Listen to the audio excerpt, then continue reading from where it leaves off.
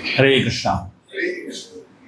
आप सभी का आज के इस प्राण ट्रेनिंग प्रोग्राम में स्वागत है। आज का ट्रेनिंग शुरू करने से पहले मैं आप सभी को पूछना चाहूँगा कि आप में से कितने लोग अभी तक 3 सेशंस हुए हैं प्राण के, तीनों सेशंस अटेंड किए हैं? आप हाथ ऊपर कीजिए। कितने लोगों ने तीनों अटेंड किया अभी तक? ओके। कितने लोगों ने सिर्फ 2 अटेंड किया अभी तक? हाथ ऊपर कीजिए। और कितने लोगों ने सिर्फ 1 अटेंड किया अभी तक? ओके। जो 2 और 1 वाले हैं, प्लीज बाकी 2 सेशंस 100% कंपलसरी सुनना है अगले सेशन तक, ठीक है? ताकि आप सारा जो सेशंस है वो सुन रहे हो। ये यहाँ पे ऑप्शनल नहीं है, ये कंपलसरी सेशंस है, ठीक है? तो ये ट्रेनिंग जो है ये सत्संग जैसा नहीं है। हर व्यक्ति को हर सेशन सुनना ही पड़ेगा, ठीक है? और उसके साथ साथ रिफ्रेशर जो क्लासेस होते हैं, जो रिवीजन होता है, वो भी आपको अटेंड करना ही पड़ेगा, ठीक है? क्योंकि हम लोग यहाँ पे कुछ जैसे इंस्पिरेशनल चीज नहीं कर रहे हैं। यहाँ पे हम लोग ट्रेनिंग कर रहे हैं जो आपके इस्कॉन में कंट्रीब्यूशन के लिए और आपके खुद के विकास के लिए बहुत ही महत्वपूर्ण है। और आप में से कितने लोग हैं जो मॉर्निंग प्रोग्राम रेगुलरली अटेंड करते हैं? हाथ ऊपर कीजिए। मोस्टली अटेंड कर रहे हैं। और कितने लोग कर ही नहीं पा रहे? हाथ ऊपर कीजिए। 1 2 3। ओके। तो आप जो भी कारण है, मुझे मालूम है कुछ ना कुछ तो होगा, पर्सनल रीजंस, बट एटलीस्ट हफ्ते में 1-2 बार अटेंड करने की कोशिश कीजिए, ठीक है? हो सके तो जितना आप हो सके आप अटेंड करने की कोशिश कीजिए, क्योंकि अभी तक आप लोग समझ गए होंगे कि ये जो मॉर्निंग प्रोग्राम है इस्कॉन गोवा के लिए एक बहुत ही महत्वपूर्ण अंग बन गया है। ये प्रैक्टिकली हमारा लाइफलाइन बनने वाला है, हाँ, हमारे आध्यात्मिक प्रगति के लिए और सारे इस्कॉन भक्तों के लिए एक बहुत महत्वपूर्ण रोल होने वाला है इसका। और आप देख रहे हैं कि कितने बड़े बड़े दिग्गज महारथियों को बुला रहे हैं मॉर्निंग प्रोग्राम में। आप लोगों ने ऐसा इनका सिर्फ वीडियोस देखा होगा इंटरनेट पे। अभी वो सब लोग हमारे मॉर्निंग प्रोग्राम में आ रहे हैं और एक एक करके मैं बहुत सारे और अन्य भक्तों को बुलाने वाला हूँ। बहुत सारे सन्यासी आने वाले हैं हमारे मॉर्निंग प्रोग्राम में, और आपने जिन भक्तों का सिर्फ नाम सुना है वो सब भी आने वाले हैं और आपको पता नहीं चलने वाला है कि कौन कब आ रहा है। तो ये सब सरप्राइज है। तो हम अपना काम करते रहेंगे, आप बस आते रहिए और संघ का लाभ लेते रहिए बस, ठीक है? तो वो हमारा काम हम कर रहे हैं, आप अपना काम कीजिए। और मैं आपको बता रहा हूँ, आप लगातार इस मॉर्निंग प्रोग्राम को स्टेडीली अगले 1 साल अटेंड करेंगे, आपके खुद के स्पिरिचुअल लाइफ में आपको फर्क पड़ जाएगा। आपको दिख जाएगा कि आपका साधना कितना सुधर गया है। आप लोगों में से बहुत लोगों का ऑलरेडी सुधर गया होगा अभी तक, है ना? काफी इंप्रूवमेंट हो गया होगा अभी तक। लेकिन आप 1 साल तक लगातार इसको अटेंड करेंगे, तब आपको इफेक्ट समझ में आएगा। बहुत लोगों को समझ में नहीं आता है कि कैसे ये स्पिरिचुअल आध्यात्मिक जीवन कैसे चलता है, समझ में नहीं आता है। तो अभी जूम की कृपा से और भक्तों की कृपा से हमको अभी एक सॉलिड मॉर्निंग प्रोग्राम मिल रहा है, इसका आप लाभ उठाइए। शायद ही इस्कॉन की दुनिया में किधर भी ऐसा है मॉर्निंग प्रोग्राम जो इतने सारे, मतलब 200-300 लोग साथ में बैठ के जपा कर रहे हैं, वो शायद ही दुनिया में किधर भी है ऐसा। तो हमारे इस्कॉन गोवा के सेंटर्स में और ऑफकोर्स बहुत सारे इस्कॉन गोवा के अलावा भी लोग अटेंड करते हैं मॉर्निंग प्रोग्राम को, उन सबको लाभ मिल रहा है इसका। तो आप सभी का मैं अनुरोध करूंगा कि आप इसका लाभ उठाइए और उसका जो सबसे महत्वपूर्ण अंग है जो अपना आध्यात्मिक जीवन का, जो है जपा, उसमें काफी सुधार लेके आएंगे आप। आइए आज हम ये चौथा हमारा सेशन जो है, इसलिए 5वां सेशन है ना? This is the 5th session.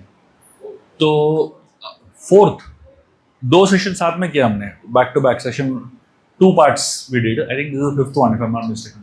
The 5th session ना? और प्राण 4th है। ओके, 2 and 3 साथ में था। ओके, ठीक है, जो भी है। So this is going to be a very important topic. This is about learning to see good in others and avoid finding faults. हम सब जो है, हमारा जो स्वभाव है दूसरों के अंदर गलतियां ढूंढना, ये बहुत ही स्वाभाविक हो गया है.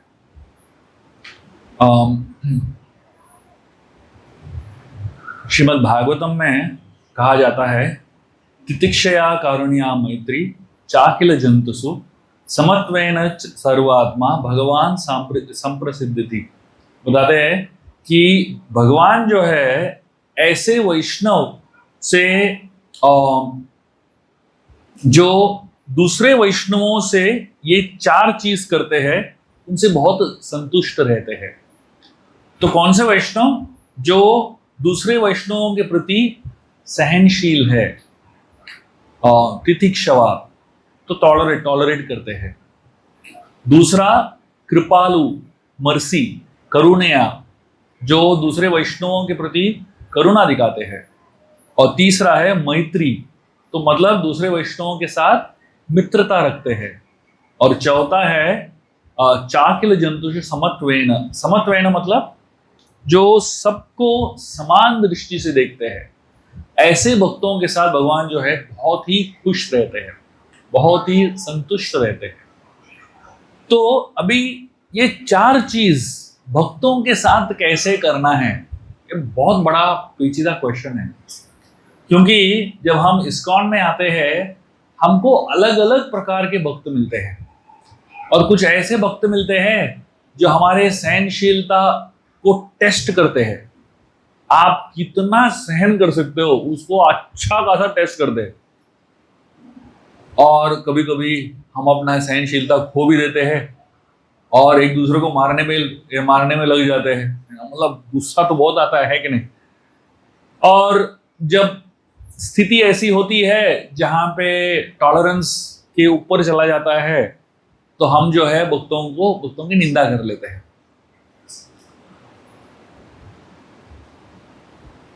भक्ति में 3 स्टेजेस होते हैं, कनिष्ठ, मध्यम और उत्तम. ये 3 स्टेजेस से सबको गुजरना पड़ता है. कनिष्ठ मतलब वो भक्त जो सिर्फ भगवान से संबंध रखना चाहता है, भक्तों से संबंध उसको चाहिए ही नहीं. तो बहुत लोग जब इसको में नए आते हैं तो भगवान के साथ अपना संबंध जोड़ने की कोशिश करते हैं, लेकिन भक्तों से उनको कोई खास लगाव नहीं होता है. उसको हम कनिष्ठ बोलते हैं. आप इस्कॉन के बाहर भी देखेंगे, मंदिरों में देखेंगे, लोग जो है भगवान से संपर्क करना चाहते हैं. आप बाकी सारे मंदिरों में जाके देख लो, वहां पे किसी के साथ कोई संबंध नहीं है किसी का, है कि नहीं. बस मंदिर जाते हैं, ठीक, माथा टेकते हैं, बस निकल जाते हैं. वहां पे कोई बातचीत होता है क्या? वहां पे कोई संबंध बनता है क्या? वहां पे कोई मैत्री बनता है क्या? कुछ नहीं. बस भगवान के साथ संपर्क है, उसको कनिष्ठ बोलते हैं. तो मतलब भक्ति के स्टेजेस में ये सबसे नीचे वाला स्टेज है. इसके आगे है मध्यमा. मध्यमा जो है ये दूसरे लोगों के साथ मैत्रीय, भक्तों के साथ मैत्री बनाने की कोशिश करते हैं और उनके साथ संबंध जोड़ने की कोशिश करते हैं. मध्यमा प्रकार के जो भक्त है, मध्यम लेवल के जो भक्त है, वो थोड़ा सा डिस्क्रिमिनेट करते हैं, कौन अच्छे है कौन बुरे है. अच्छे भक्तों के साथ संग ज्यादा करो, बुरे भक्तों के साथ उतना संग मत करो. थोड़ा सा डिफरेंशिएशन मध्यम लेवल में होता है. लेकिन उत्तम लेवल में जो भक्त होते हैं वो सबको समान तरीके से देखते हैं और किसी में उनको कोई कमी दिखती ही नहीं है. उनके लिए कोई छोटा बड़ा नहीं है, उनके लिए कोई महान भक्त नहीं है, उनके लिए कोई किसी से द्वेष नहीं है, कुछ भी नहीं. वो अलग ही स्तर पे है. तो हम तो उत्तम स्तर पे तो नहीं है, हम कनिष्ठ और मध्यम के बीच में घूमते हैं. खासकर हम कनिष्ठ लेवल पे क्यों है? क्योंकि हमारा भगवान के प्रति प्रेम और संबंध जोड़ने की कोशिश है, लेकिन भक्तों के प्रति थोड़ा सा हम डरते हैं. क्यों मालूम है?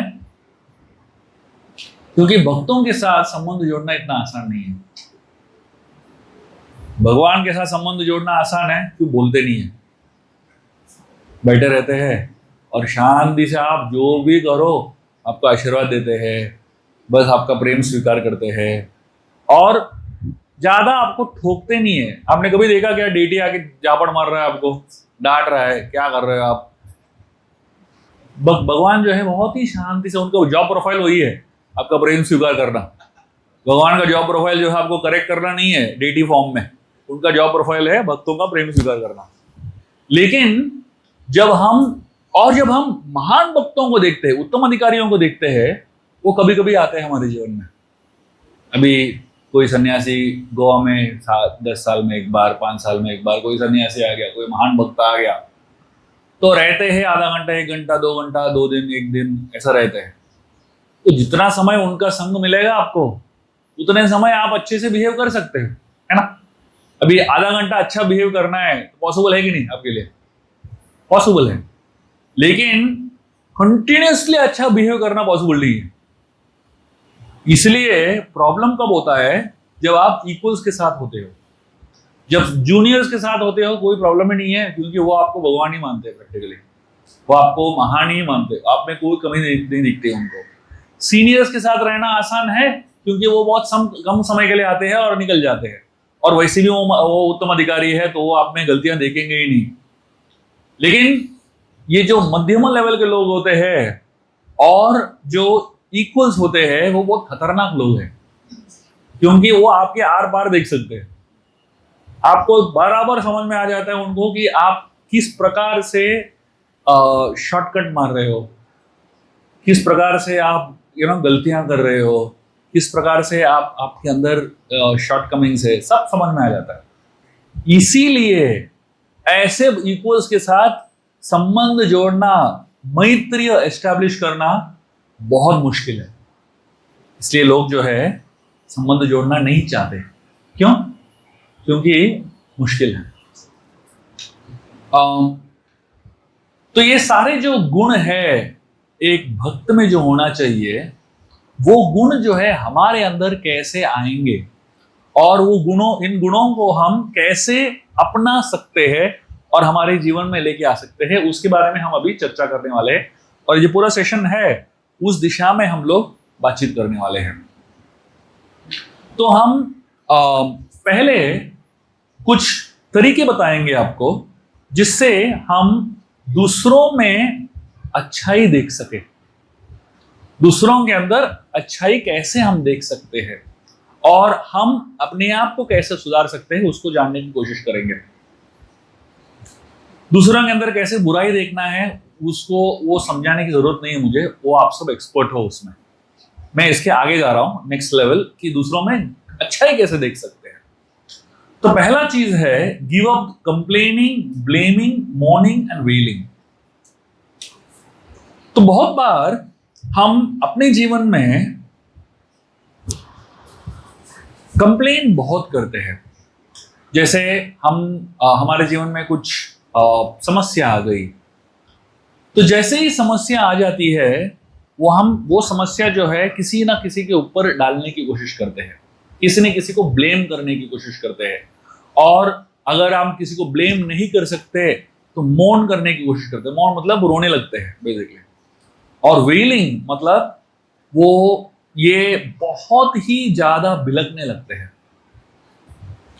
महाभारत में वर्णन आता है कि विदुर जो दुर्योधन से बहुत ही परेशान थे, दुर्योधन जो है विदुर को बहुत परेशान कर रहे थे। आप दुर्योधन विदुर का जो संबंध है आप देखेंगे, विदुर दुर्योधन से काफी बुजुर्ग थे। वो धृतराष्ट्र के भाई थे और धृतराष्ट्र के भाई होने की वजह से दुर्योधन के चाचा थे। तो इतने महान भक्त है और उनसे बुजुर्ग है, लेकिन फिर भी दुर्योधन जो है उनको इंसल्ट कर रहा है, उनको बहुत ही ज्यादा द्वेष करता है और उनको बड़ी सभा में वो इंसल्ट करता है। तो विदुर ने जब ये देखा, वो समझ गए कि दुर्योधन जो है माया के जंगल में फंसा हुआ है, और क्योंकि वो माया के प्रभाव में फंसा हुआ है, वो बहुत ही वो अपने ही क्या बोलते हैं उसको, नाश के तरफ जा रहा है। और विदुर सोचने लगते हैं कि यहां से मुझे निकलना चाहिए। और वो सोचते हैं कि दुर्योधन की वजह से मुझे मौका मिल रहा है भगवान की भक्ति करने के लिए।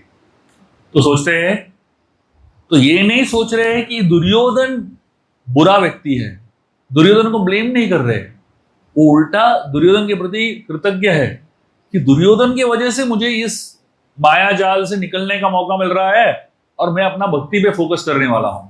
और ये सोचते हुए पूरी तरह अपने राज्य को छोड़ के वन में चले जाते हैं और पूरी तरह भक्ति में संलग्न हो जाते हैं। तो हमारे जीवन में जब समस्याएं आती है, किस तरह हम भगवान का हाथ उन समस्याओं में देख सकते हैं। जैसे ही हम भगवान का हाथ उन समस्याओं में देखते हैं, वैसे ही हम ये BMW से निकल सकते हैं। जितना हमको लगेगा कि मेरे कारण मेरा जीवन अच्छा चल रहा है, तो हम जब अच्छा नहीं चलेगा किसी न किसी को तो ब्लेम करेंगे हम, है ना। तो मैंने प्लान बनाया, मैं इतना अच्छा घर बनाऊंगा और बिल्डर ने मुझे ठग कर दिया, पैसा चुरा के भाग गया, तो मुझे किसी को तो ब्लेम करना पड़ेगा, है कि नहीं। या कोई मुझसे बहुत बुरा व्यवहार कर रहा है तो मुझे रोना तो पड़ेगा, है कि नहीं। तो मतलब ये जो BMW है, ये हम बहुत साधारणता करने लगते हैं, क्योंकि ये हमारे लिए कोपिंग मैकेनिज्म है।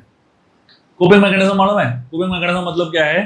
कोपिंग मैकेनिज्म का मतलब है कि अगर मैं एक समस्या से गुजर रहा हूं, उस समस्या का समाधान मेरे पास नहीं है, तो वो समस्या को डील करने के लिए कोई तो तरीका होना चाहिए मुझे। ये BMW वो तरीका है। जैसे आपके जीवन में कोई समस्या आ गई, जैसे ही समस्या आ गई, हम किसी न किसी को जाके वो समस्या बताते हैं और रोने लगते हैं। क्यों रोते हैं? अच्छा लगता है, क्योंकि थोड़ा सा रोएंगे, अटेंशन मिलता है, सहानुभूति मिलती है, और वो सहानुभूति इतना अच्छा लगता है कि वापस दूसरे आदमी को जाके बोलते हैं वही चीज, और तीसरे आदमी को जाके बोलता है।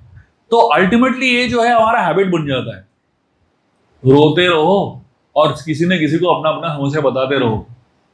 और जैसे हम ज्यादा बुजुर्ग होने लगते हैं, ये तो हमारा नेचर बन जाता है, ये वापस लोगों को बोलते रहो अपना समस्या।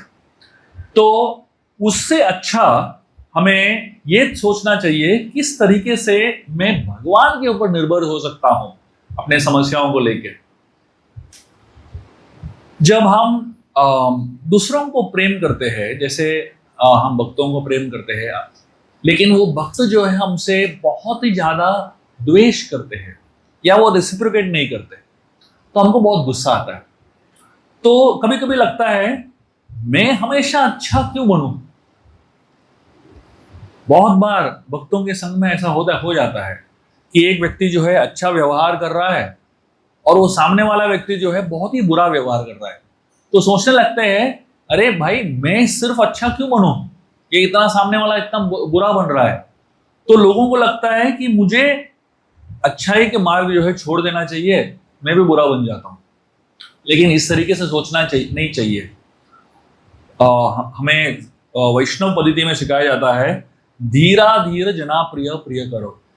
मतलब अगर आपके सामने कोई व्यक्ति धीर है या अधीर है, उसके प्रति हमें हमेशा प्रेम और सत्कार का भाव ही रखना चाहिए। तो वो व्यक्ति धीरे धीरे, उसका जर्नी है, वो सुधरेगा, वो उसका प्रॉब्लम है, लेकिन उसकी बुरा जो व्यवहार है उसको देख के हम अपना व्यवहार बदल दे, वो अच्छा नहीं है। तो चाहे वो आप किसी को प्रेम कर रहे हो और वो प्रेम जो है रेसिप्रोकेट नहीं हो रहा है, तो सामने वाला व्यक्ति जो है आपका प्रेम को रेसिप्रोकेट नहीं कर रहा है, हमको बुरा लगता है। लेकिन हमको ये समझना चाहिए, आपका जो प्रेम है, आप किसी को प्रेम करते हो, वो प्रेम उसी व्यक्ति से मिलेगा जरूरत नहीं है। दुनिया में किसी न किसी तरीके से वो प्रेम वापस आएगा आपके साथ। कोई और भक्त आपसे प्रेम करेगा, कोई और भक्त आपसे अच्छे से आदान प्रदान करेगा। तो आप अपना प्रेम जो है उसको कम मत कीजिए, आप अपना प्रेम जो है हमेशा रखिए भक्तों के साथ हमेशा प्रेम से रहिए और कोई ना कोई आपको प्रेम करेगा, चाहे वो सामने वाला न करे। तो इस तरीके से हमको अपना मन में विचार रखना चाहिए कि हम हमेशा अच्छे व्यवहार और अच्छे तरीके से लोगों भक्तों के साथ आदान प्रदान करें। बताया जाता है कि हमारा मन जो है एक बहुत ही शक्तिशाली पदार्थ है। बोलते हैं यथा दृष्टि तथा सृष्टि। तो मतलब क्या है कि जैसे हम दूसरों में गलतियां देखते हैं वैसे ही वो गलतियां जो है हमारे अंदर ही होते हैं। जैसे एक आदमी था, वो एक बहुत बड़े पहाड़ के ऊपर गया और पहाड़ के ऊपर से उसने बहुत जोर से चिल्लाया, आई हेट यू। बहुत गुस्से में था। वो गुस्सा जो है वो भड़ास निकालना चाहता था, पहाड़ के ऊपर से जाके चिल्लाया, आई हेट यू। और पहाड़ से वो गूंज के आवाज आया, इको आया, वो पहाड़ भी बोल रहा है आई हेट यू। तो उसको बहुत बुरा लगा, पहाड़ मुझे आई हेट यू बोल रहा है। वो चला गया, बोल रहा है ये पहाड़ बहुत राक्षसी पहाड़ है, वो बहुत द्वेष करता है मुझसे। दूसरा आदमी उसी पहाड़ पे गया और उसने चिल्ला के कहा आई लव यू। वो पहाड़ भी आई लव यू बोल रहा है। तो कभी कभी जब हम दूसरों के अंदर गलतियां देखते हैं, खामियां देखते हैं, वो खामियां एक्चुअली हमारे अंदर ही है। वो खामियां जो है हमारे अंदर बैठा हुआ है और हम दूसरों में उसको देख रहे हैं। एक्चुअली झलक किधर है? अंदर से दिख रहा है। तो जैसे ही हम दूसरों में गलतियां देखते हैं, एक्चुअली जो है वो गलती अंदर बैठा हुआ है। जैसे भक्तिसिद्धांत सरस्वती ठाकुर कहते थे कि when you find faults in others, you should know that your heart is honeycombed with faults. तो जब हम दूसरों में गलतियां देखते हैं, हमें ये मालूम होना चाहिए हमारे हृदय में भर भर के गलतियां हैं, भर भर के खामियां हैं, इसलिए हम वो खामियां जो है दूसरों में देख पा रहे हैं। तो अगर आप किसी को देख रहे हो और सोच रहे हो अरे ये व्यक्ति कितना बोलता है, वो ज्यादा ही बोलता है, तो शायद वो प्रोपेंसिटी जो है आपके अंदर ही है। तो जैसे आप दुनिया में जिसको भी देखते हो, आपके मन में क्या चल रहा है उसके मुताबिक लोगों को देखते हो। जैसे आप किसी को देखा, उसका हेयर स्टाइल बहुत ही अच्छा है, तो मतलब कहीं ना कहीं आपके अंदर इच्छा है मुझे मेरा भी हेयर स्टाइल अच्छा होना चाहिए। आप किसी को देखते हो बहुत ही अच्छे कपड़े पहने हुए हैं, तो कहीं ना कहीं आपके अंदर जो है वो अच्छे वस्त्र पहनने की जो इच्छा है या अच्छे वस्त्र पहनने की जो कला है वो आपके अंदर है, इसलिए वो आप उसमें देख पा रहे हो। वैसे ही गलतियां भी ऐसा है। तो हमने किसी के अंदर कोई गलती देख लिया तो एक्चुअली वो गलती जो है आपके अंदर ही है, तो इसलिए उसको पकड़ पा रहे हैं हम लोग। हमें शास्त्रों में बताया जाता है कि जब हम दूसरों के अंदर कोई बुराई देखते हैं, वो बुराई जो है व्यक्ति में है, लेकिन वो व्यक्ति बुरा नहीं है। बुराई कोई व्यक्ति में हो सकता है और वो बुराई होना नहीं चाहिए व्यक्ति में, लेकिन इसका मतलब ये नहीं है कि वो व्यक्ति ही बुरा है। हर व्यक्ति में कोई ना कोई बुराई होती ही है। लेकिन अगर प्रभुपाद जी ऐसा सोचते कि इस व्यक्ति में बुराई है, तभी कोई भी बुराई नहीं है तभी मैं इसको प्रचार करूंगा, तो अभी तक तो कोई भी भक्त बनता ही नहीं था, है कि नहीं? आप सोचिए, पाश्चात्य देश में प्रभुपाद थे और वहां पे तो जब शुरुआत के दिनों में वो शैली अग्रवाल और गोपाल अग्रवाल के घर में रह रहे थे। आप सोचिए, प्रभुपाद ने उनके अंदर गलतियां ढूंढी होती तो कितना गलतियां होती उनके अंदर, है कि नहीं? प्रभुपाद जहां पे रह रहे थे, वो अपना खाना पीना का सामान जो है फ्रिज में जो रख रहे थे, उसी फ्रिज में उनका मीट था, गोपाल अग्रवाल और शैली अग्रवाल का। एक लेवल पे मीट है, दूसरे लेवल पे प्रसाद है। अब सोचिए, प्रभुपाद इनमें गलतियां ढूंढते तो उनके साथ रह भी पाते थे क्या? तो मतलब उनके अंदर गलतियां है, लेकिन वो गलत नहीं है। तो हर व्यक्ति के अंदर गलती है, लेकिन वो व्यक्ति गलत नहीं है।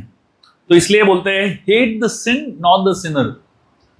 तो जब हम भक्तों को देखते हैं कि उनमें गलतियां हैं, तो हम क्या करते हैं? वो भक्त से ही द्वेष करने लगते हैं, भक्त से ही घृणा करने लगते हैं, ना कि उस गलती से। वो गलती जो है उसको सुधारना चाहिए, वो तो बराबर है, लेकिन उसका मतलब ये नहीं है कि वो वक्त गलत है।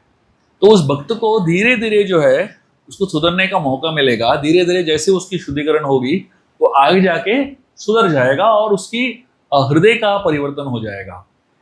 हर संत जो है उसका एक पास्ट होता है।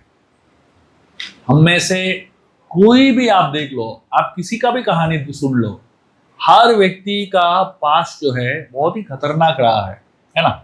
अब सोच लीजिए, अगर आप में से आपके दोस्तों में से कोई भी आपको अभी देखेगा तो क्या यकीन कर पाएगा कि आप भक्त बन सकते हो? बिल्कुल यकीन नहीं कर पाएगा, बिल्कुल ही यकीन नहीं कर पाएगा, क्योंकि हमारा जो अतीत था, हमारा जो पास्ट था वो अलग ही था। अगर आप मेरे कॉलेज के दोस्तों को जाके पूछेंगे, वो यकीन नहीं कर सकते कि ये आदमी भक्त बन सकता है या ये आदमी प्रचार कर सकता है। बिल्कुल ही यकीन नहीं कर सकते, क्योंकि मेरा संबंध उनके साथ कोई अलग ही था और उन्होंने मेरा अलग ही रूप देखा हुआ है। वो अलग अवतार था, जो अवतार अभी एग्जिस्ट नहीं करता है कि नहीं? लेकिन वो अगर वो अवतार से वो उस दृष्टिकोण से मुझे देखेंगे तो बोलेंगे यार ऐसा कैसा बड़ा प्रचार कर रहा है, मुझे मालूम है कॉलेज में क्या करता था, है कि नहीं? ऑब्वियस है। बहुत बार मैं अभी आज ही सुबह में किसी को मिला था, मेरा कॉलेज का क्लासमेट था, मैं पहचान ही नहीं, उसने मुझे पहचान लिया बराबर से। वो आके बोल रहा है, अब पीसीसी में थे तो जैसे ही वो बोलता है मैं कॉलेज में आपके साथ था, उनका चेहरा मैं देखता हूँ काफी बौखलाए हुए लोग हैं, क्योंकि उन्होंने मुझे वो रूप में देखा हुआ है जो एकदम खतरनाक रूप था उस समय का। तो अभी यकीन ही नहीं हो रहा है कि मैं इतना सुधर भी सकता हूँ और मैं भक्ति में आगे बढ़ सकता हूँ। तो हर व्यक्ति का ऐसा जीवन होता है। आप में से आप सभी का कहानी सुनेंगे एक एक करके, तो आप सबकी कहानियां लगभग ऐसे ही है, 19-20 है फर्क, है कि नहीं? प्रभुपाद जी एक कहानी कहते थे, एक जज का, जो एक गांव वाला था जो शहर चला गया और शहर में उसने एक व्यक्ति को देख लिया जो जज बन गया है। तो ये वापस गांव गया और बोला, आपको मालूम है क्या, हमारा पेंचो जज बन गया है। तो गांव में कोई यकीन करने के लिए तैयार ही नहीं था कि पेंचो जज बन गया। बोला अच्छा, हो ही नहीं सकता, वो जज हो ही नहीं सकता, किसी और को देखा होगा। बोला नहीं नहीं, मैं पेंचो को देखा, वही था जज पे सीट पे बैठा हुआ था। तो बोल रहे अच्छा जज था तो उसको पगार नहीं मिलता होगा। अरे लाल बत्ती गाड़ी में आया, इतना पुलिस वाले थे इसके साथ, इसको तो पगार मिलता ही होगा, घूस दे के बन गया होगा। मतलब यकीन करने के लिए तैयार नहीं है कि ये पेंचो जो है जज बन सकता है। सारे गांव वाले बोल रहे हमने देखा उसको नंगे घूमते हुए, हमारे गलियों में नंगा घूम रहा था। अभी उस समय 30 साल पुरानी बात है, 40 साल पुरानी बात है, नंगा घूम रहा था, उसको लेके बैठे हैं वो लोग। तो मतलब हर व्यक्ति जो है वो आगे बढ़ सकता है, इसलिए किसी को भी ऑफेंड नहीं करना चाहिए। आगे जाके भक्त बन गया तो वाट लग जाएगा आपका, है कि नहीं? मतलब आज की तारीख में कोई भी भक्त बन सकता है कि नहीं? तो इसीलिए किसी को ऑफेंड नहीं करना चाहिए, क्योंकि वो आगे जाके भक्त बन गया, उस समय भक्त बनने के बाद वो ऑफेंस में कैलकुलेट हो जाता है। इसीलिए किसी को भी ऑफेंड करने की जरूरत नहीं है, मतलब अगर चाहे अभी भक्त हो या ना हो, क्योंकि आगे जाके वो भक्त बन सकते हैं, वो संभावना है। तो इसलिए वो ऑफेंस जो है उस पहले से ही दूर रखना चाहिए। हमें बताया जाता है कि 4 प्रकार के लोग होते हैं। ये जो है 4 कैटेगरी के जो लोग होते हैं, ये दूसरों में अच्छाई और बुराई देखने में एक्सपर्ट होते हैं। ये 4 कैटेगरी लोग हैं जो दूसरों में अच्छाई देखते हैं। तो पहले कैटेगरी के लोग जो है दूसरों में अच्छाई देखते हैं, वो उनको बोलते हैं महत। महत मतलब वो देखते हैं कि आपके अंदर बुराई है, लेकिन उनको मालूम है, उनको लगता है कि बुराई जो है इसको क्योर कर सकते हैं। जैसे आप एक डॉक्टर के पास जाते हो, तो डॉक्टर का काम क्या है, आपके अंदर बुराई देखना, है कि नहीं? तो अगर आप डॉक्टर के पास गए हो और आप डॉक्टर को पूछ रहे हो, डॉक्टर आपको पूछ रहा है हाउ आर यू, तो आपको क्या बोलना चाहिए डॉक्टर को? आई एम फाइन बोलना चाहिए, बिल्कुल नहीं। बोला if you are fine why will you go to doctor? आप ठीक हो तो डॉक्टर के पास ऐसे ही हाय हेलो बोलने के लिए थोड़ी जाते हो डॉक्टर के पास। आप में से कोई ऐसा पैसा दे के जाता है डॉक्टर के पास, मैं आपको सिर्फ हाय हेलो बोलने के लिए आया हूं? जब डॉक्टर के पास जाते हैं तो मतलब कुछ तो बीमारी है हम में, है कि नहीं? तो ये महत लेवल के जो लोग होते हैं वो आपके अंदर बीमारी देखते हैं, लेकिन उनको मालूम है ये बीमारी ठीक हो सकता है। अगर आपके पास आप डॉक्टर के पास जाते हो और वो डॉक्टर आपको बोलता है आपका कोई इलाज नहीं हो सकता, गए काम से, हरी बोल, आपको कैसा लगेगा? बहुत बुरा लगेगा, है कि नहीं? मतलब आप कभी भी डॉक्टर के पास गए और डॉक्टर ने आपको यह आश्वासन दिया कि आप कभी ठीक नहीं हो सकते हो, वो डॉक्टर क्या काम का? डॉक्टर का काम है हमको आश्वासन देना कि आप जल्दी ठीक हो जाओगे। अगर उसको आइडिया भी नहीं है क्या बीमारी है, फिर भी कॉन्फिडेंस दिखाना उसका काम है। बहुत लोग डॉक्टर ऐसे होते हैं, कुछ आइडिया नहीं है उनको क्या बीमारी है, पर फुल कॉन्फिडेंट है ठीक हो जाएगा। वो भी अच्छा ही है एक तरीके से देखेंगे, एटलीस्ट भाई अच्छा तो बोल रहा है कि ठीक हो जाएगा। तो ये डॉक्टर का काम है, ये महत बोलते हैं इनको। महत्तर मतलब क्या है कि आपके अंदर कमियां है उसको दे के बिना आपके अंदर जो खूबियां हैं उसको अप्रिशिएट करते हैं, उसको महत्तर बोलते हैं। जैसे भक्ति सिद्धांत सरस्वती ठाकुर जो थे, एक बार गौड़िया मठ में आए हुए थे और उन्होंने देखा कि गौड़िया मठ में सारे सन्यासी ब्रह्मचारी वहां पे थे, बहुत बड़ा फीस्ट चल रहा था और सब खुश थे। तो भक्ति सिद्धांत सरस्वती ठाकुर ने उनको पूछा किसके लिए फीस्ट चल रहा है, क्या हो गया इतना खुशी की बात कि आप सब इतना खुश हो और फीस्ट चल रहा है यहाँ पे? तो उन्होंने बताया कि हमारा जो कुक था, जो हमारे रसोई में काम करता था भक्त, वो मर गया और ये मर गया इसलिए हम लोग सब खुश है और सेलिब्रेट कर रहे हैं क्योंकि इसने हमको इतना परेशान किया। कुक अगर आपको परेशान करना चाहता है, कितने अलग अलग तरीके से परेशान कर सकता है सोचिए। एक दिन मिर्ची ज्यादा डाल दिया, एक दिन नमक कम डाल दिया, एक दिन नमक इतना डाल दिया, मतलब वो अलग अलग तरीका है परेशान करने का कुक के पास, है कि नहीं? तो ये सब लोग इतने परेशान थे उससे और वो लोग भक्ति सिद्धांत सरस्वती ठाकुर को बोलने लगे मर गया, हम लोग बहुत खुश है, चला गया ये। तो भक्ति सिद्धांत सरस्वती ठाकुर को थोड़ा सा बुरा लगा कि ये भाई ये भक्त था, इतना तो खुश नहीं होना चाहिए ओपनली। अंदर हो सकते हो अलग बात है, यहाँ पे तो ओपनली चल रहा है खुशी।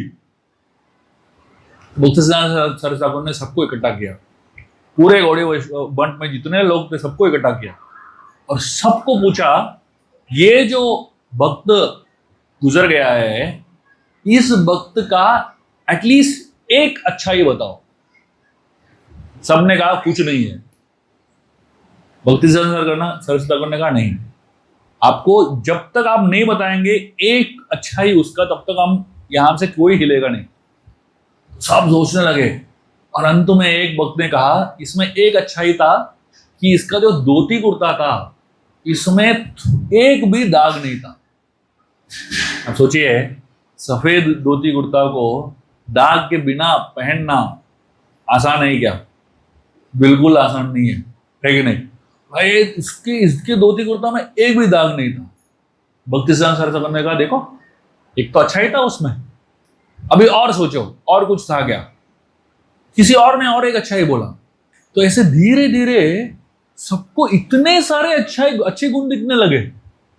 भक्ति सिद्धांत सरस्वती ठाकुर ने बोला कि आपके आंखों के सामने उसका इतना बुराई था सामने था कि आप बाकी सारे जो अच्छे गुण थे वो छुप गए थे। महत्तर वो व्यक्ति है जो आपके बुराइयों के आगे आपके अच्छाइयों को देखता है और उसको अप्रिशिएट करता है। तीसरा है महत्तम। महत्तम का मतलब है आपके अच्छाइयों को मैग्नीफाई करना, उसको महत्तम बोलते हैं। हमारे चौपाटी में एक ब्रह्मचारी है रुद्रनाथ प्रभु करके, तो वो भक्तों को कि कोई भी अच्छाई को इतना मैग्नीफाई करते हैं उनके सामने कोई भी जाता है, मतलब ऐसा नहीं कि सिर्फ सीनियर डिवोटीज या महान लोगों, कोई भी भक्त उनके सामने जाता है 5 मिनट तक उसको वहां पे सुनना पड़ता है। और वो इतने हृदय से गुणगान करते हैं, इतने हृदय से गुणगान करते हैं, समझ में आ जाता है कि जेन्युइनली कर रहे हैं। कुछ लोग जो है ना फेंकते हैं, उनको हृदय से आता ही नहीं है, वो बस फेंक रहे हैं। आपको भी मालूम है फेंक रहे हैं, उनको भी मालूम है फेंक रहे हैं, तो उससे प्रेरणा नहीं मिलती। लेकिन जब ये प्रभु जी गुणगान करते हैं लोगों का, इतना अच्छी तरीके से हृदय पूर्वक करते हैं, तो लोगों को लगता है अरे यार मेरे अंदर सही में इतने सारे अच्छे गुण हैं, हमको ही मालूम नहीं है इतने सारे अच्छे गुण हैं, उनको दिख जाता है बेसिकली। इसको महत्तम बोलते हैं। और चौथा है अति महत्तम, मतलब हर जगह अच्छा ही दिखता है उनको, उसको अति महत्तम बोलते हैं। इनको किसी में बुराई दिखता ही नहीं है। ऐसे लोग मैनेजमेंट में आ गए, बहुत ही अलग तरीका है उनका दृष्टिकोण मैनेजमेंट का। और इस प्रकार के लोग जो है अति महत्तम जो लेवल है वो उनको मैनेजमेंट में होना चाहिए, क्योंकि वो एक अलग दृष्टिकोण लेके आते हैं। ये एक लेवल है और उसका एग्जैक्ट ऑपोजिट है ये चार। पहला है असाधु। असाधु का मतलब है जो आपके अंदर अच्छाई है उसको भी दोष बना देते हैं, इसको असाधु बोलते हैं। आपके अंदर अच्छाई है, वो ही अच्छाई को आपको बुराई बना देते हैं, इसको असाधु बोलते हैं। बहुत सारे लोग हम देखते हैं हमारे जीवन में, जो हमारे अंदर कुछ अच्छाई है उसको ही हमारा बुराई दिखाने की कोशिश करते हैं, इसको असाधु बोलते हैं। असाधु तरह का मतलब क्या है? सिर्फ गलतियां ही देखते हैं। हमारे अंदर अच्छाई भी हो सकता है, बुराई भी हो सकता है, लेकिन वो गलतियों के ऊपर फोकस करते हैं, वो असाधु तरह बोलते हैं। और असाधु तम का मतलब है छोटा सा गलती है उसको इतना बड़ा बना के दिखाते हैं, उसको असाधु तम बोलते हैं। और अति असाधु तम मतलब क्या है? जहां पे गलती ही नहीं है वहां पे उनको गलती दिखता है। हाँ अच्छा चल रहा है, सब बढ़िया है, वहां पे उनको कुछ बुराई दिखता है, इसको अति असाधु तम बोलते हैं। तो ये चार कैटेगरी, जो पहले वाले कैटेगरी है, उनसे हमें प्रेरणा मिलना चाहिए और उनसे प्रेरणा लेना चाहिए। और ये चार जो बुरे कैटेगरी है, इनसे हमें दूर रहना चाहिए। और अगर हमारे अंदर ये आठों में से जो भी है वो अनुकूल है भक्ति में, उसको लेना चाहिए, जो प्रतिकूल है उसको छोड़ देना चाहिए। तो अभी हम देखेंगे कि जब हम दूसरों के अंदर फॉल्ट्स ढूंढते हैं तो उससे परिणाम क्या होता है हमारे जीवन में।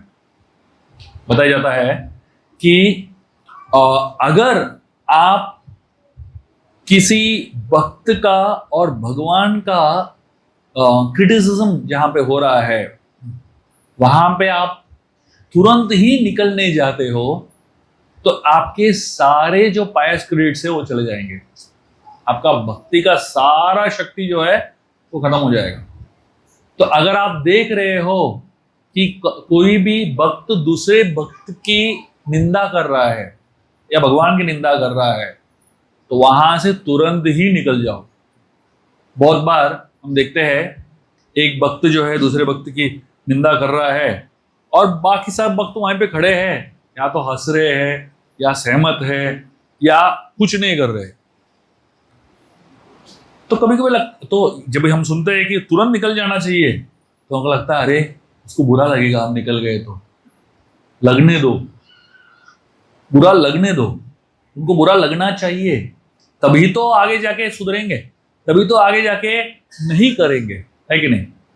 तो जितना हम उसको फॉल्ट फाइंडिंग को नॉर्मलाइज करते हैं, उतना फॉल्ट फाइंडिंग जो है बीमारी बन जाता है। और खासकर वैष्णव संघ में ये फॉल्ट फाइंडिंग जो है एक बहुत बड़ा बीमारी बन जाता है। साधारण जीवन में आप देखोगे एक नॉर्मल व्यक्ति जो गृहस्थी संभाल रहा है, परिवार में रह रहा है, एक नॉर्मल व्यक्ति कितने लोगों को मिलता है? अब आप सोचिए, ऑफिस में, घर में, सब मिला के 5-10 लोगों के साथ उसका रोज का उठना बैठना होता है कि नहीं। उससे ज्यादा लोग मिलते भी नहीं है उसको। तो कोई भी व्यक्ति से बात करोगे तो उसको बात करने के लिए ही 4-5 लोग ही है कि नहीं। लेकिन आप इस्कॉन में आओगे तो इस्कॉन में आते ही आपको 200-300 लोग मिल जाएंगे, है कि नहीं।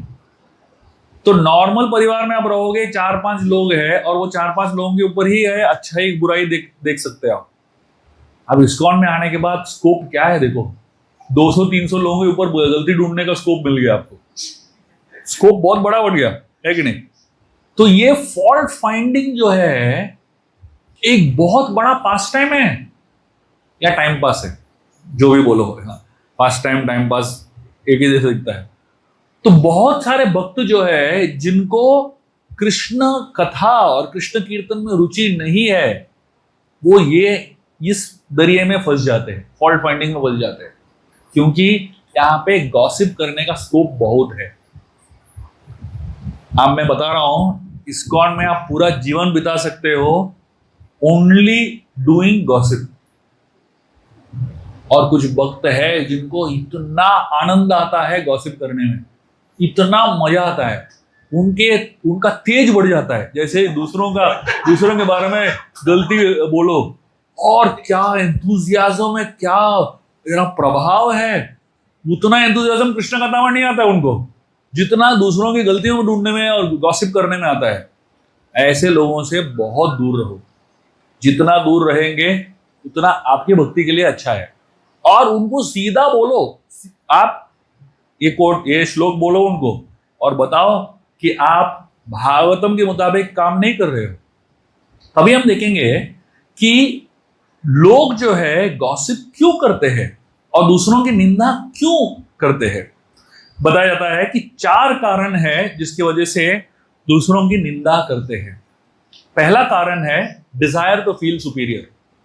जैसे ही हम किसी की निंदा करते हैं, हम अपने आप को थोड़ा सा ऊंचा मानने लगते हैं। तो मतलब अब अगर आपने किसी की निंदा की तो मतलब क्या हुआ, उसमें कुछ गलती है, उसमें कुछ खामी है। तो वो खामी को दिखाते वक्त जो है हमको लगता है हम थोड़ा सुपीरियर है, हमको लगता है कि हम थोड़ा सा श्रेष्ठ है। तो अगर कोई नया व्यक्ति आ रहा है मंदिर में, तो जैसे ही वो नया व्यक्ति आ रहा है उसको हम अपना उसका गलतियां दिखाने लगते हैं। हमको लगता है कि हमको थोड़ा ज्ञान ज्यादा है कि नहीं। तो जैसे ही हम भक्तों किसी के खामियों को दिखाते हैं तो वी फील सुपीरियर। वो एक पहला कारण है जिसकी वजह से क्रिटिसिज्म या फॉल्ट फाइंडिंग करते हैं। दूसरा कारण है रिवेंज।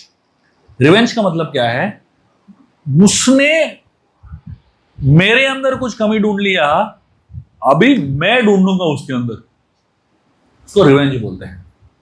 शुरुआत के दिनों में जब मैं इस्कॉन में अपने इस्कॉन चौपाटी मंदिर में आया था, जस्ट ज्वाइन ही किया था आश्रम में, तो हम सब मंदिर टेम्पल हॉल में बैठ के जपा करते थे। तो उस समय इतने थके रहते थे बिकॉज पूरा दिन सेवा रहता था, सुबह से लेके रात तक कंटिन्यूसली भाग दौड़ चल रहा है। सुबह मंगल आरती से लेके जपा से लेके उसके बाद भागवतम अटेंड करो, उसके बाद तुरंत सेवा में लग जाओ। पूरा दिन सेवा करने के बाद जो है आदमी सो जाता है, अगले दिन उठता है और जपा करने लगता है। और जपा में जो नींद आता है ना, मतलब वो अलग ही लेवल का नींद आता है। आप सबको अनुभव होगा, जो थका हुआ आदमी है उसको सबसे उत्तम नींद कब आता है कि नहीं। तो हम लोग ऐसे जपा सर्कल में बैठते थे, तो मैं जपा कर रहा था एक दिन और मैं थोड़ा सो गया बिकॉज इतना थका हुआ था। और जब मैं सो गया था, एक वक्त मेरे बाजू में बैठा था, ढा करके मुझे मारा। ऑफकोर्स मेरे भलाई के लिए मारा होगा, ऐसा मैं सोच रहा हूं अभी। उस समय उसके अंदर क्या है मालूम नहीं। जैसे उसने मारा मैं जाग गया। अब सोचिए, जपा करते वक्त जब आप सो रहे हो और कोई जगाता है आपको, एक सेकंड के लिए समझ में नहीं आता है कि आप किधर हो। मैं ऐसा जाग गया मैं, और उसका चेहरा मैंने देखा। उसके चेहरे में क्या मुस्कान था। उसको लगा मैंने 12 बार पकड़ा है इसको, और उसका चेहरा जब देखा मैं थोड़ा सा, मेरे को गुस्सा आ गया। बोले यार ऐसा इसको क्या मजा आ रहा है मुझे मार के। तो मैंने उस समय निश्चय किया, अभी मैं पकड़ूंगा इसको सोते वक्त। और मैं बराबर वो उसके बाजू में बैठता था देखने के लिए कब ये सोने वाला है। और जैसे सोएगा मैं मारूंगा और मुझे लगेगा कि मेरा बदला हो गया पूरा।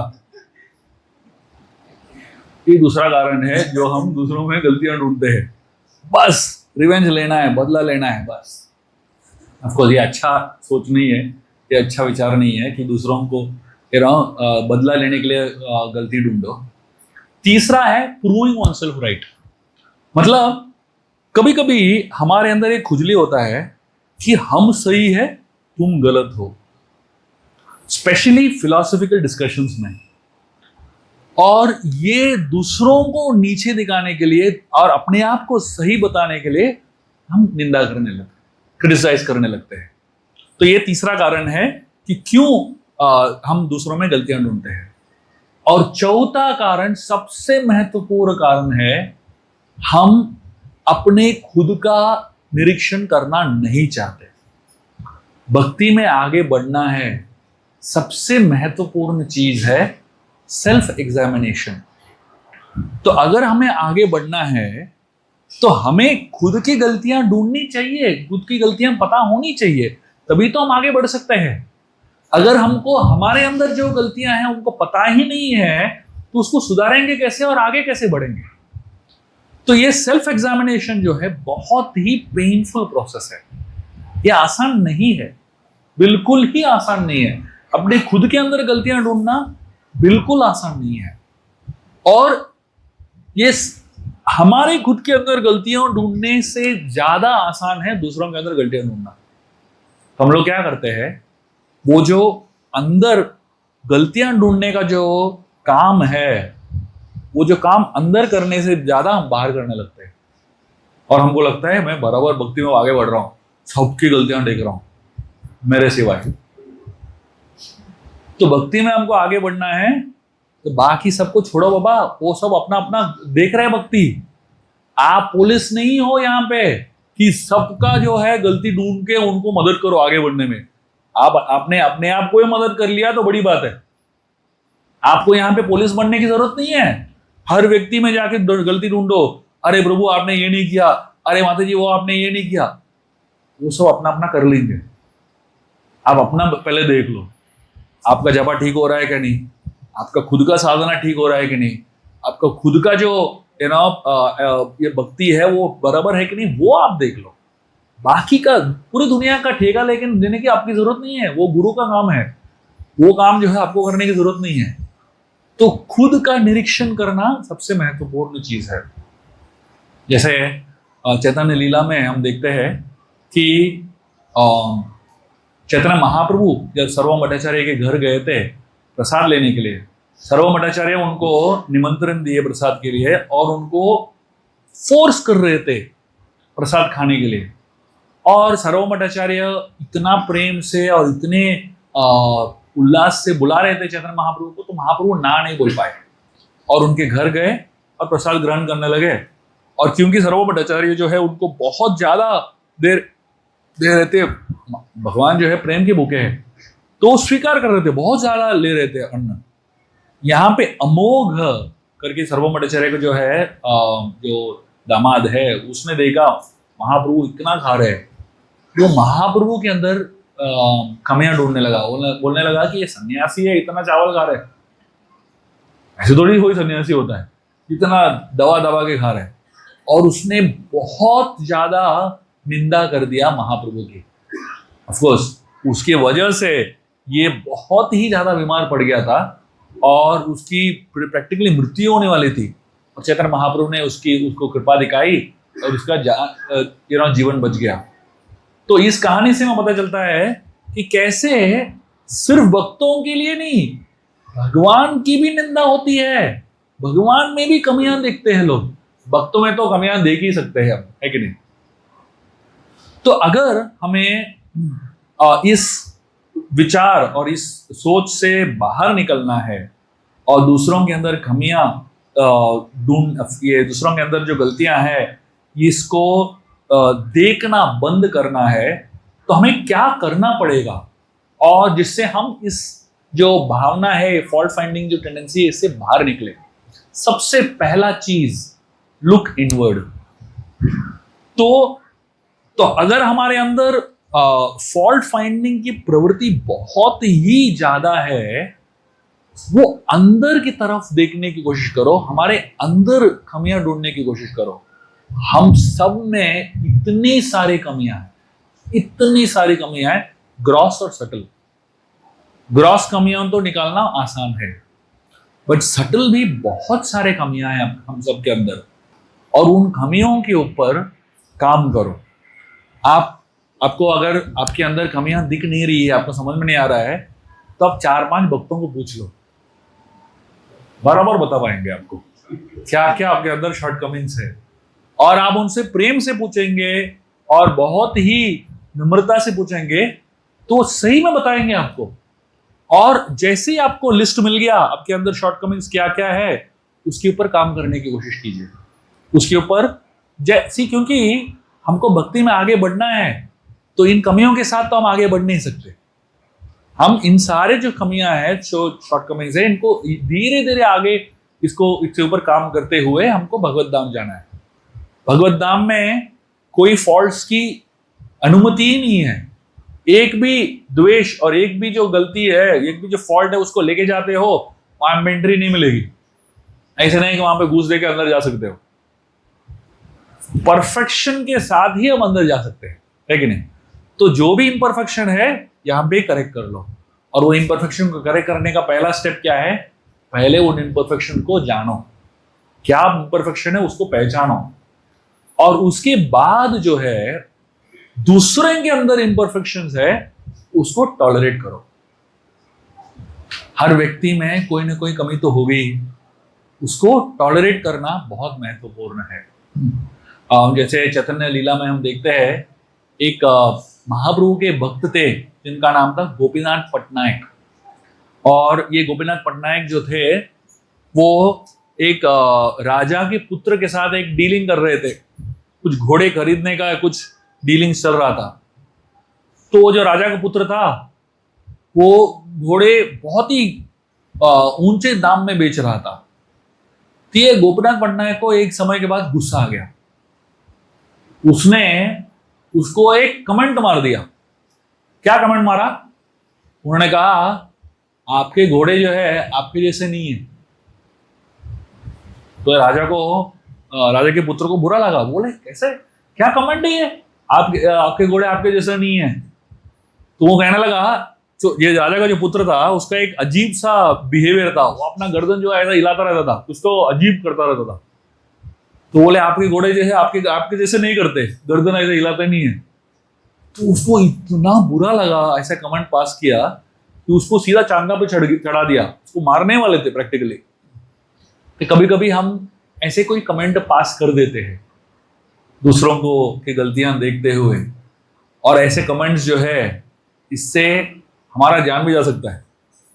बताया जाता है हमारा जीवा जो है, this is the only organ in the body that has no bones, but it can break all your bones. आपने जो जीवा है उसका सही इस्तेमाल नहीं किया और कोई आड़ा टेढ़ा कमेंट पास किया, आपके शरीर के सारे हड्डियां टूट सकते हैं। मुंह बंद करना अच्छा है। कमेंट आने ही वाला है, ऐसा एकदम एक जूसी कमेंट आ गया माइंड में, बोलने की कोशिश कर रहे हैं, मुंह बंद करो, बोलो मत, फंसोगे, बुरी तरह फंसोगे। वैष्णव अपराध तो दूर की बात है, पहले पिटाई होगी फिजिकली। तो जितना हम हो सके दूसरों के अंदर कमियां देख भी सकते हैं, चुप रहो। आपको जैसे मैंने कहा था, पुलिस बनने की जरूरत नहीं है, भगवान बनने की जरूरत नहीं है, गुरु बनने की जरूरत नहीं है, जाके वैष्णव सेवा कर रहे सबको अपना अपना गलती दिखाओ, उसके लिए सेमिनार नहीं है। ये सेमिनार इसलिए नहीं कि हम सबको सुधारेंगे, सबको अपना अपना गलतियां दिखाते हुए। भाई खुद का गलती देख लो, बड़ी बात है। तो दूसरों को जो गलतियां है उसको टॉलरेट करो। जब हम दूसरों के अंदर गलतियां देखते हैं या दूसरों के बारे में कुछ सुनते हैं, तो जैसे आपने कुछ सुना किसी भक्त के बारे में, तो ये 3 चीज आपको पूछना पड़ेगा। पहला चीज जो है आपको ये सोचना है कि क्या मैं जो बोल रहा हूं या मैं जो सुन रहा हूं दूसरे वक्त के बारे में, क्या वो सही है। अगर वो सही है तो एक बकेट में डाल के रखो, तो यस बकेट। अगर मैं जो दूसरों के बारे में सुन रहा हूं वो गलत है, दूसरे बकेट में डालो, नो बकेट। और अगर मैं दूसरों के बारे में जो सुन रहा हूं वो सही है गलत है पता नहीं है, तो तीसरे बकेट में डालो, नॉट श्योर बकेट। तो हम लोग क्या करते हैं, जब जो भी सुनते हैं दूसरों के बारे में उसको हम यकीन करने लगते हैं। आज की तारीख में इंटरनेट पे कमेंट मारना बहुत बड़ा पास टाइम हो गया है। कोई वक्त जो है पोस्ट डाल रहा है, उसके नीचे लोग ऐसा पीछे पड़ जाते हैं कमेंट मारने के लिए। भाई उस वक्त के जीवन में क्या चल रहा है आपको पता ही नहीं है, वो क्यों कर रहा है आपको पता ही नहीं है, उसके पीछे उसका जो उद्देश्य है आपको पता ही नहीं है, और उसके जीवन से आपको कोई लेना देना ही नहीं है, बस कमेंट मारना है। तो इंटरनेट पे जो लिखा हुआ है उसको यकीन मत करो, दूसरे जो बता रहे हैं उसके ऊपर यकीन मत करो। खासकर अगर दूसरों कोई वक्त की गलतियां बता रहे हैं तो बिल्कुल ही यकीन मत करो। क्यों? क्योंकि उसमें सही गलत आपको पता नहीं है। किसी ने इंटरनेट पे कोई आर्टिकल डाल दिया, तो क्या आपको 100% कंफर्म्ड है कि उसने जो आर्टिकल डाला वो आदमी के ऊपर भरोसा कर सकते हो? 95% वो कौन है पता भी नहीं है। और आजकल लोग भी कमेंट मारने के लिए एक अलग आईडी बनाते हैं, अपना खुद का नाम नहीं डालते, कमेंट मारने के लिए एक स्पेशल आईडी है, वो आईडी ही कमेंट मारने के लिए है, उसको और कोई उपयोग ही नहीं है। सोचिए कितना हद तक लोग गिर गए हैं। जितना हो सके दूसरों की जो गलतियां हैं उसको जब तक आपको पता नहीं है, कंफर्म नहीं है, तब तक उसको जज मत करो। और जितना हो सके हमको प्रजल्प, इसको बहुत ही सतर्क होके अवॉइड करना है। प्रजल्प का मतलब क्या है? प्रजल्प में 4 चीजें आती है। पहला है यूजलेस टॉक। यूजलेस टॉक का मतलब क्या है? यूजलेस टॉक मतलब इसका कोई काम नहीं है व्यक्ति के जीवन में। जैसे कौन सा एक्टर कौन सा एक्ट्रेस के साथ शादी कर रही है, कुछ फर्क पड़ रहा है आपकी व्यक्ति में? कुछ फर्क पड़ने वाला है? कौन सा मूवी कितना करोड़ कमा रहा है, आपको फर्क पड़ने वाला है? और नरसिंह अवतार मूवी ने कितना कमा लिया, आपको क्या फर्क पड़ता है आपके जीवन में? सब उसके बारे में बात कर रहे हैं। मतलब इसका कोई भी काम नहीं है। बहुत सारी चीज जो है वो यूजलेस टॉक में आता है। जैसे पॉलिटिक्स, ट्रंप ने क्या किया अमेरिका में, आपको कुछ फर्क पड़ रहा है क्या आपके जीवन में? ऐसा कैसे टैरिफ बढ़ा दिया, आपको टैरिफ का मालूम मतलब ही मालूम नहीं है, गुस्सा आ रहा है बस। वहां पे क्या चल रहा है, जियोपॉलिटिकल सिचुएशन क्या है मालूम ही नहीं है, बस गुस्सा आ रहा है। अरे उस गुस्से के लेके क्या करेंगे, अचार डालेंगे क्या? इसको बोलते हैं यूजलेस टॉक। बहुत सारे चीज जो है ये बिल्कुल ही काम का नहीं है। मतलब लोग जो है मूवीज देखते हैं या कोई अलग अलग चीज देखते हैं, ये सब यूजलेस टॉक में आ जाता है। कटप्पा ने बाहुबली को क्यों मारा? आपको क्या फर्क पड़ता है यार? आपके जीवन में क्या प्रॉब्लम है? कोई सास बहू सीरियल देख के टेंशन में रात को, अगले सीरियल में क्या होने वाला है? ये सब चीजें जो है यूजलेस टॉक में आता है। दूसरा चीज प्रजल्प मतलब आर्ग्यूमेंट्स। आर्ग्यूमेंट्स मतलब दो वक्तों के बीच में वार्तालाप चल रहा है, कोई कंक्लूजन नहीं निकलता है, बस झगड़ा करने के लिए झगड़ा करना है। इसको आर्ग्यूमेंट्स बोलते हैं। कुछ लोगों को आर्ग्यू करना बहुत अच्छा लगता है। घर में आर्ग्यू नहीं कर सकते तो वो इस्कॉन में आके आर्ग्यू करते हैं। घर में चुप रहना पड़ता है, इस्कॉन में बहुत स्कोप है आर्ग्यूमेंट के लिए, तो मैं जो बोल रहा हूं उसको कोई सुनेगा, तो इसको आर्ग्यूमेंट्स बोलते हैं। तीसरा चीज है फॉल्ट फाइंडिंग, दूसरों के प्रति निंदा करना और उनको नीचे खींचने की कोशिश करना, उसको फॉल्ट फाइंडिंग बोलते हैं। और चौथा ब्लास्फेमी। ब्लास्फेमी मतलब भक्तों की बहुत कठोर निंदा करना, उसको ब्लास्फेमी बोलते हैं। तो ये चारों चीज जो है ये प्रजल्प में आता है, और उसको जितना हो सके हमें इस प्रजल्प को अवॉइड करना है, और जितना हो सके हमें इस प्रजल्प से दूर रहना है। उसके साथ साथ हमें कुछ और चीज करना है। प्लस, पहला चीज प्लस का मतलब क्या है, जो इस्कॉन में आने से पहले जो पाप किया, जो सिंस किया, उसके बारे में बात मत करो।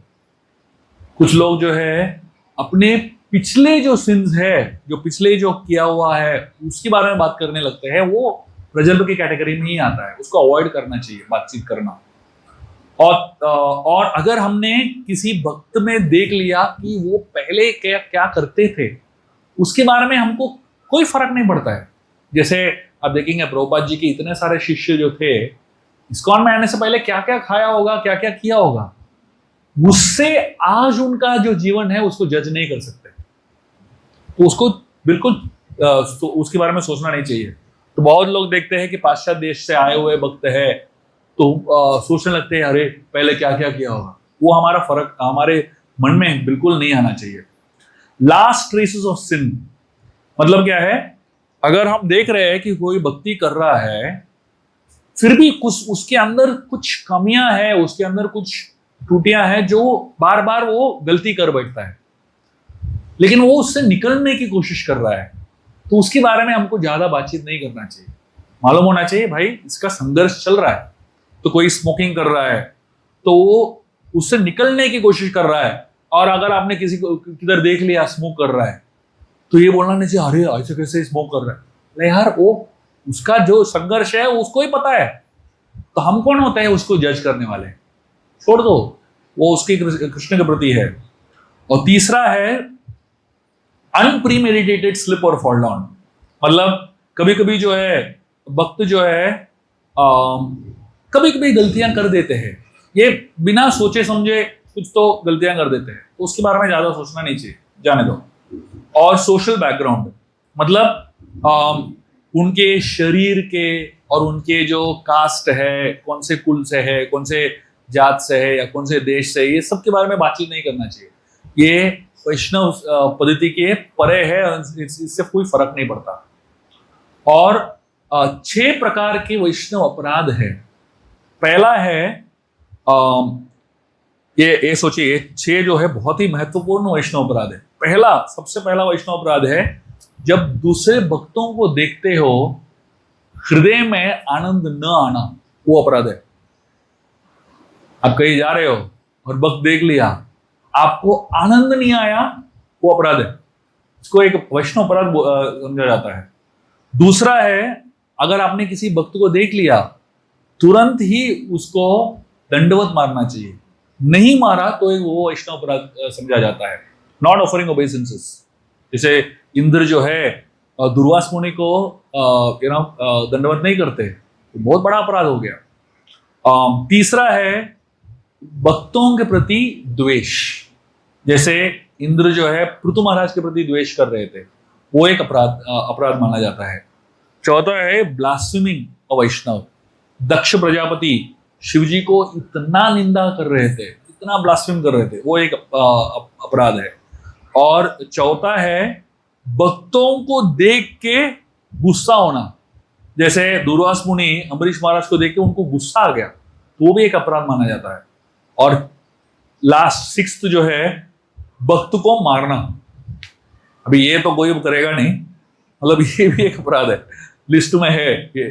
तो ये इन अपराधों से हमको जितना हो सके दूर रहना चाहिए, और जितना हो सके हम भक्तों के प्रति अच्छा व्यवहार और अच्छा दृष्टि रखना चाहिए। और अगर कोई भक्त हमें करेक्ट करे, कोई भक्त जो है हमें हमारे अंदर गलतियां ढूंढे, उसको उनका अच्छा ही सोचना चाहिए। हमें सोचना चाहिए ये बुरा हमारी गलती क्यों ढूंढ रहा है, ताकि हमें मदद कर सके आगे बढ़ने में, ना कि उनसे गुस्सा हो। तो अगर हम देखते हैं कि कोई भक्त जो है हमें हम हमारी गलतियां बताता है, स्पेशली जो महान भक्त है हमारे गलतियां बताते हैं, वो नहीं बताएंगे तो हम आगे कैसे बढ़ेंगे। तो उससे गुस्सा नहीं होना चाहिए, उससे हमें प्रेम से और नम्रतापूर्वक उसको स्वीकार करना चाहिए।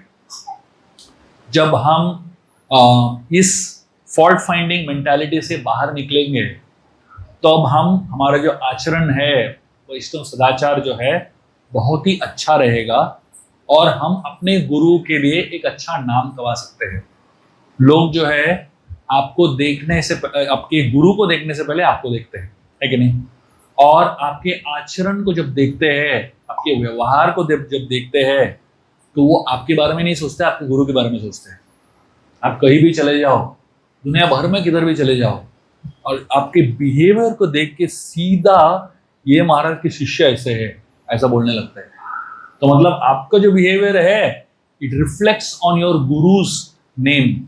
तो जितना हो सके हमें बहुत ही सावधानी से रहना चाहिए, क्योंकि जैसे ही हमने किसी महाराज या किसी सन्यासी, किसी गुरु का सानिध्य प्राप्त कर लिया, तो हम उनके रिस्पॉन्सिबिलिटी बन जाते हैं। तो हमारा नाम जो है उनके नाम से जुड़ जाता है हमेशा के लिए। और जितना हो सके हमें यही कोशिश करना चाहिए कि हमारे गुरु के लिए अच्छा नाम लेके आए, और जितना हो सके नम्र और सहनशील होना चाहिए। जितना हो सके प्राइड, जो अहंकार है, उसको त्यागना चाहिए। और जो हार्शनेस है, जो निंदा करते वक्त हम लोग जो कठोर शब्दों का प्रमाण करते हैं, उसको छोड़ देना चाहिए। और जितना हो सके दूसरों को अगर करेक्ट करना भी है, प्रेम से करो। आपको किसी को गलती बताना है, बहुत ही प्रेम से करो, ईगो के साथ मत करो। और अगर किसी ने आपके ऊपर गलती दिखा दिया तो उनको, उनके प्रति कृतज्ञ रहो और उनको जज मत करो। तो ये सब जो सोच विचार है, ये हम अपनाएंगे तो हम भक्ति में बहुत आगे बढ़ पाएंगे और हमारे प्रगति जो है बहुत ही अच्छी रहेगी। बहुत बहुत धन्यवाद। हरे कृष्णा। किसी को कोई प्रश्न है, किसी को कोई सवाल पूछना है?